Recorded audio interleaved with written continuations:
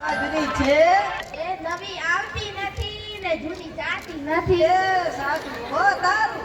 એ બધાને એમ જ હોય. ગઈકાલે મેં મારી પત્નીને ફોન કર્યો કે તને પિયર ગયા ને 10 દિવસ થઈ ગયા, પણ તું તો મને યાદ જ કરતી નથી. મારી પત્ની કહે કે હોતું હશે એવું કઈ. મને તો ચારે બાજુ તમે દેખાવ છો. તુવેરની દાળમાં, ચોખાના દાણામાં, ઘઉંના લોટમાં. સાલું મને તો આંચકો લાગ્યો કે હું ધણી છું કે ધનેરું. એ હા ભાઈ હા, કાગડા બધે કાળા જ હોય. એ તારી વાત એકદમ સાચી હો ભાઈ. એ બીજી એક વાત કહું ભાઈ. એક વાર હું મારા હારે ગયો. મારી હાઉએ 8 દિવસ સુધી પાલકની ભાજી ખવડાવી ને 9મા દિવસે પૂછ્યું એ જમાઈ રાત હું બનાવું. પછી તો મેં કહી દીધું કે ખેતર બતાવી દો, હું જાતે જઈને ચરી લઈશ. એટલે આ ખરી કરી દે તો.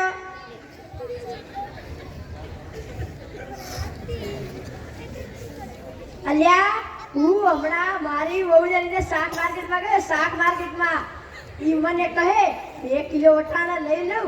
મેં કીધું લઈ લે, એમાં થોડી પૂછવાનું હોય. ઈ શું કહે તમને ખબર છે? ઈ કહે પૂછવું તો પડે ને, આ વટાણા ખોલવાના તો તમારે જ છે ને. લો કરો વાત. એ બાઈઓની ક્યાં માંડો છો? આજકાલની પ્રજાઓ તો જુઓ. મારા ટિંડોલના હાથમાં ફોન આવ્યો એટલે પતી ગયું, સમજી લો. આપની સાથે વાત કરતા હોય અને કોકનો ફોન આવે એટલે બસ હાલવા જ માંડે. આપણે શું કેસરમાં ઉભેલા જાડિયા છીએ?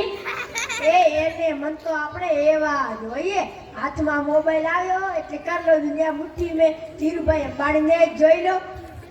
એમાં આ જીઓ આવ્યો ત્યાંથી તો છોકરાઓ આપણો જીવ લઈ ગયા છે. જીવ. અરે એમનું નામ જીઓ નહીં પણ મરો એમ રાખવું જોઈતું હતું. એ મોબાઈલ આવ્યો એટલે કેમેરો ગયો. એ મોબાઈલ આવ્યો એટલે ઘડિયાળ ગઈ. એ મોબાઈલ આવ્યો એટલે બેટરી ગઈ. એ મોબાઈલ આવ્યો એટલે ટપાલ ગઈ. એ મોબાઈલ આવ્યો એટલે કમ્પ્યુટર ગયું. એ મોબાઈલ આવ્યો એટલે ઊંઘ ગઈ. બીજી એક વાત કહું, એમાં જો આપણો મોબાઈલ આપણી ઘરવાળીના હાથમાં આવ્યો તો આપણે ગયા. અલ્યા આ જીઓ પરથી યાદ આવ્યું. તમને ખબર છે હમણાં સુધી પછી પૈસા આવતા હતા એ કોણે બંધ કરાવ્યા? નહીં ખબર ને તમને? સરકારે બંધ કરાવ્યો હોય, બીજું કોણ કરાવે? એ ના, એ પછી પૈસા એટલે પાવલી. એ પાવલી જીઓ વાળા મુકેશ અંબાણીએ બંધ કરાવી. એ કેવી રીતે? એ હું શું કહું, જ્યારે મુકેશ અંબાણીના લગ્ન થતા હતા એ વખતે પાવલી એટલે ઘણા બધા પૈસા.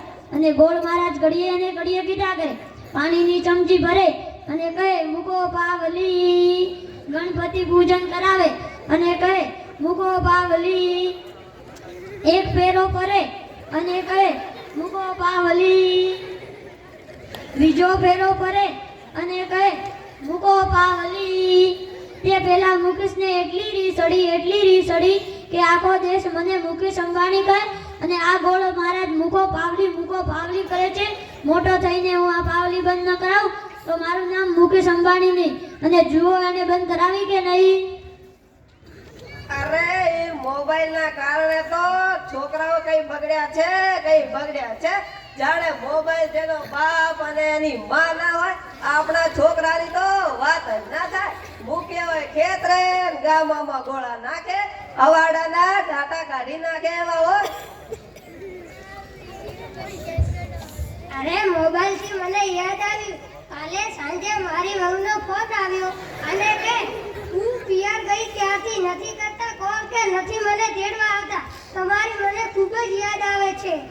પણ અલ્યા જગલા, તારે ક્યાં વહુ છે? તું તો વોઢો છે, વોઢો. અલ્યા રોંગ નંબર હતો પણ સાંભળવાની બહુ મજા આવી.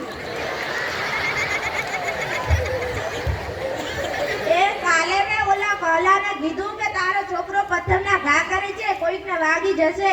તો પહલો કઈ મારો છોકરો નહીં, મારો ભાણિયો છે. મારો છોકરો જો તારા ઊંટમાં પાણી ભરે છે.